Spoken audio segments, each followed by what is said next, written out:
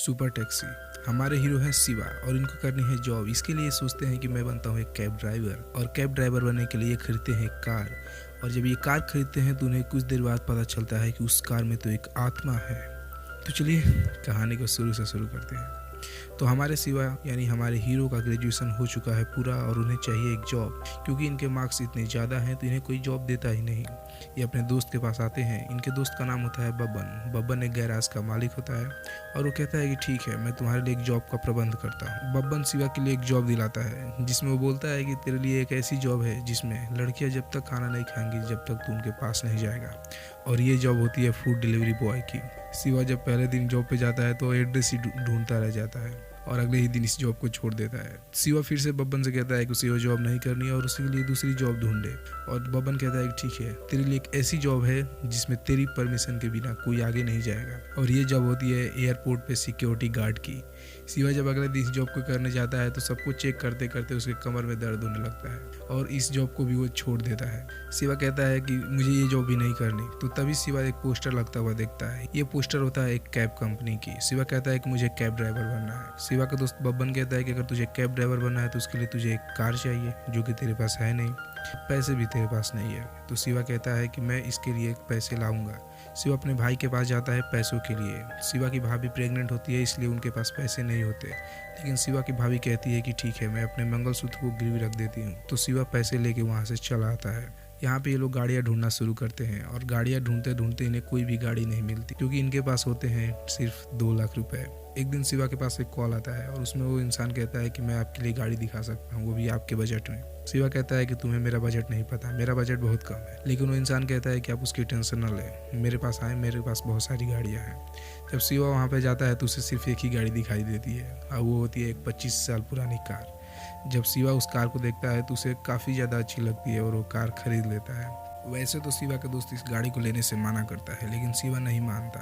तो शिवा का दोस्त कहता है कि ठीक है, हम गाड़ी के ओनर से मिले बिना ये गाड़ी नहीं लेंगे।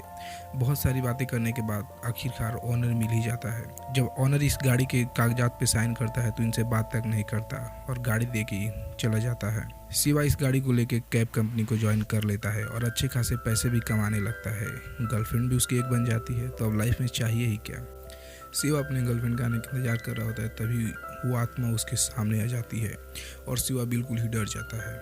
ये बात वो जाकर अपने दोस्तों को बताता है और उसका दोस्त कहता है कि ठीक है, मैं तेरे लिए एक तांत्रिक का व्यवस्था करता हूँ। और वो एक तांत्रिक को बुला के लाते हैं। जब वो तांत्रिक आता है तो गाड़ी को ठीक करने के बजाय उस गाड़ी को ही चुरा लेता है। लेकिन कुछ देर जाने के बाद वो आत्मा उस तांत्रिक पर काबू कर लेती है और उसको बहुत ज़्यादा मारती है और उस गाड़ी को वापस शिवा के पास लेके चली आती है। शिवा बहुत डर जाता है और सोचता है कि अब इस गाड़ी को मैं छूऊंगा भी नहीं। लेकिन तभी उसके भाई का कॉल आता है और शिवा से कहता है कि उसकी भाभी का डिलीवरी होने वाला है और उसके लिए उसे पैसों की ज़रूरत है।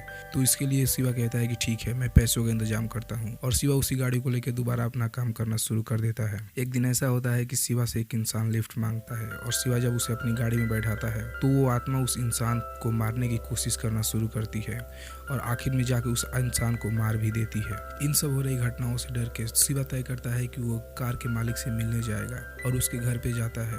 जब उसके घर पे वो लोग ढूंढ रहे होते हैं तो कार का मालिक तो नहीं मिलता, लेकिन वो लोग तय करते हैं कि इस कार के मालिक के घर से उनके सामानों को चोरी कर लेगा और कार के पूरे प्राइस को वसूल करेगा। लेकिन जब वो लोग चोरी करने जाते हैं तो उनको उसके घर से एक इंसान मिलता है जो घायल होता है। ये लोग उस इंसान को हॉस्पिटल ले जाते हैं और उस कार के बारे में बताते हैं। जब वो इंसान उस कार के बारे में सुनता है तो कहता है कि जिसे वो लोग भूत समझ रहे हैं, एक्चुअली में वो भूत नहीं, वो सिएरा की आत्मा है। वो लोग पूछते हैं कि सिएरा कौन है, तो वो इंसान एक पूरी कहानी बताता है। वो बताता है कि सिएरा एक अमीर लड़की थी और उसके पिता की मृत्यु हो चुकी थी। सिएरा की माँ का सिएरा के मैनेजर के साथ एक अफेयर था। सिएरा के मैनेजर का उसकी प्रॉपर्टी पे नजर और वो सिएरा की माँ को मार देता है। सिएरा अपनी माँ से बहुत ज्यादा प्यार करती थी, इसलिए वो अपनी माँ की आत्मा से मिलना चाहती थी और इसके लिए उन्होंने एक साइंटिफिक प्रोसेस को किया। सिएरा को सब कुछ पता चल जाता है कि उसकी माँ को किसने मारा है, लेकिन बीच में ही उसका मैनेजर आ जाता है और इस प्रोसेस को रोक देता है और इसकी वजह से सिएरा की आत्मा वापस नहीं आ पाती। पाती। सियरा का प्रोफेसर कहता है कि सियरा की बॉडी को मेरे लैब में ले जाना होगा, मैं वहाँ पे इसकी आत्मा को वापस ला सकता। तो ये लोग उसी कार में ले जा रहे होते हैं, लेकिन और तभी बीच में ही सियरा का मैनेजर की नीयत खराब हो जाती है और वो सियरा को भी मार देना चाहता है। तो इसके लिए प्रोफेसर को भी बहुत ज़्यादा पीटते हैं और सियरा की बॉडी को प्रोफेसर की लैब में नहीं लेकर जाता। हॉस्पिटल में ले जाने पे पता चलता है कि सियरा की मौत हो चुकी है। वैसे तो मैनेजर सियरा की बॉडी को जला देना चाहता है, लेकिन सियरा ने अपनी बॉडी को पहले ही हॉस्पिटल में डोनेट कर चुकी होती है, जिसकी वजह से हॉस्पिटल वाले उसकी बॉडी को लेकर चले जाते और उसको प्रिजर्व करके रख देते हैं। सियरा का प्रोफेसर शिवा को बताता है कि सियरा को वापस लाया जा सकता है, इसके लिए उसकी बॉडी को दोबारा मेरे लैब में ले जाना होगा। शिवा कहता है कि ठीक है, मैं उसकी बॉडी को चोरी करके लाऊंगा। और ये लोग उसकी बॉडी को चोरी करने जाते हैं और सियरा की बॉडी को चोरी करके ला भी देते हैं।